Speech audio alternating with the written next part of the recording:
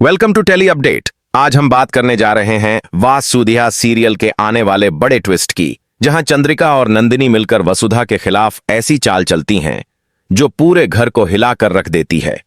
कहानी की शुरुआत होती है एक शांत सुबह से, जब सब कुछ सामान्य लग रहा होता है, लेकिन अंदर ही अंदर एक तूफान तैयार हो रहा होता है। वसुधा हमेशा की तरह अपने परिवार के लिए समर्पित रहती है। सबके लिए खाना बनाना, मंदिर जाना और घर के काम संभालना उसका रोज का हिस्सा है।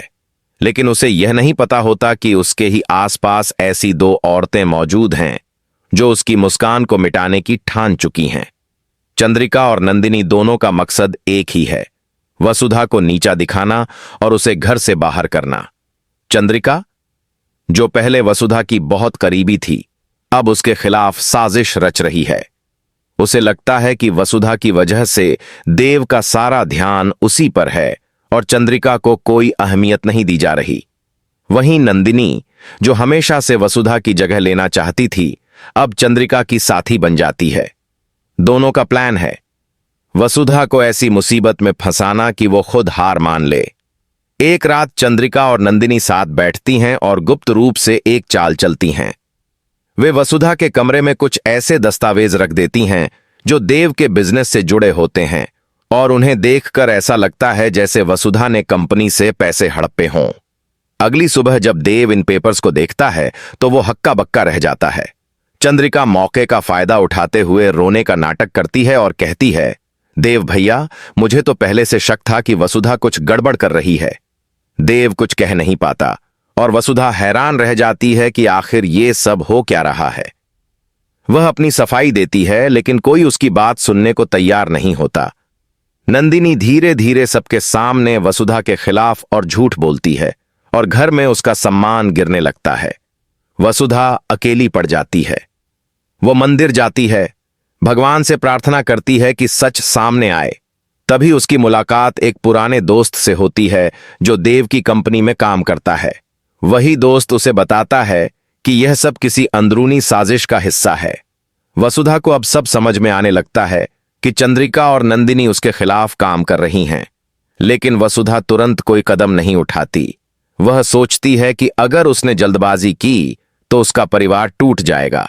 वह फैसला करती है कि वो इस बार अपनी सच्चाई खुद साबित करेगी, लेकिन बहुत ही शांति से। वो घर लौटती है और एक नई रणनीति बनाती है। इस बार वो चंद्रिका और नंदिनी को उनके ही खेल में फंसाने वाली है। अगले दिन वो ऐसे काम करने लगती है जिससे उन्हें लगे कि वसुधा अब कमजोर हो गई है, लेकिन असल में वो हर मूवमेंट पर नजर रख रही होती है। धीरे धीरे वसुधा को कुछ सबूत मिलते हैं, सीसीटीवी फुटेज, पुरानी ईमेल्स और कुछ रिकॉर्डिंग्स जो साबित करती हैं कि असली अपराधी कौन है, पर वो तुरंत उन्हें सबके सामने नहीं लाती। वो इंतजार करती है उस सही मौके का जब पूरा सच सबके सामने आए और कोई भी झूठ ना बोल पाए। इस बीच चंद्रिका और नंदिनी दोनों ये देखकर हैरान होती हैं कि वसुधा इतनी आसानी से हार क्यों मान गई। उन्हें लगता है कि उनका प्लान काम कर गया, लेकिन असली गेम तो अब शुरू होना था। वसुधा जानती है कि उसकी चुप्पी से सबको लगता है वो गलत है, लेकिन यही उसकी ताकत है। उसकी नजर हर वक्त उन दोनों पर रहती है। देव की आंखों में उसके लिए जो भरोसा था वो धीरे धीरे टूट रहा है, और यह वसुधा को सबसे ज्यादा दर्द देता है। लेकिन वो सोचती है, सच चाहे देर से सामने आए, लेकिन आएगा जरूर। कहानी अब एक नए मोड़ पर आ चुकी है। वसुधा की जिंदगी में उथल पुथल मच चुकी है, लेकिन अब वह पहले जैसी भोली नहीं रही। उसने ठान लिया है कि वो हर हाल में अपनी सच्चाई साबित करेगी और चंद्रिका नंदिनी की असलियत सबके सामने लाएगी। एक रात वसुधा सब सो जाने के बाद चुपचाप चंद्रिका के कमरे में जाती है। वहां उसे कुछ पेपर्स और एक पेनड्राइव मिलती है। जब वह उसे देखती है तो उसके चेहरे पर हैरानी के साथ साथ गुस्सा भी झलकता है। पेनड्राइव में वो सब प्रूफ होते हैं जिनसे पता चलता है कि चंद्रिका और नंदिनी ने देव की कंपनी को नुकसान पहुंचाने की साजिश खुद की थी और फंसाया वसुधा को। वसुधा अब खेल पलटने की तैयारी करती है। अगले दिन वो वही सबूत लेकर देव के सामने नहीं जाती, बल्कि पूरे परिवार को एक जगह बुलाती है।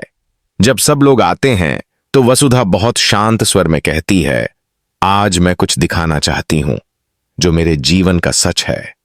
टीवी स्क्रीन पर वो पेन ड्राइव का वीडियो चलाती है और सबके सामने चंद्रिका और नंदिनी की बातें चलती हैं। वे साफ साफ बोल रही होती हैं कि कैसे उन्होंने वसुधा को फंसाने की योजना बनाई। जैसे ही वो वीडियो खत्म होता है, पूरे घर में सन्नाटा छा जाता है। देव का चेहरा उतर जा चंद्रिका और नंदिनी दोनों अब बेकाबू होकर सफाई देने लगती हैं। लेकिन देव अब किसी की बात नहीं सुनता। वो कहता है, मुझे शर्म आती है कि मैंने उस औरत पर शक किया जो हमेशा सच्चाई के साथ खड़ी रही। वसुधा टूटकर देव से कहती है, मैंने सिर्फ परिवार को बचाने की कोशिश की थी, लेकिन आप सबने मुझे अपराधी बना दिया। देव उसे गले लगाता है और कहता है, अब कभी ऐसा नहीं होगा। इसके बाद वसुधा चंद्रिका और नंदिनी की ओर देखती है और बहुत शांति से कहती है, अब मैं कुछ नहीं कहूंगी, बस चाहती हूं कि तुम दोनों समझो, झूठ की उम्र कभी लंबी नहीं होती। सीरियल वसुधा में यह मोड़ दर्शकों के लिए बहुत भावनात्मक और रोमांचक साबित होता है, क्योंकि अब वसुधा सिर्फ घर की बहू नहीं, बल्कि एक मजबूत और समझदार महिला के रूप में सामने आती है। अंत में कहानी वहीं खत्म होती है जहां से एक नई शुरुआत होती है।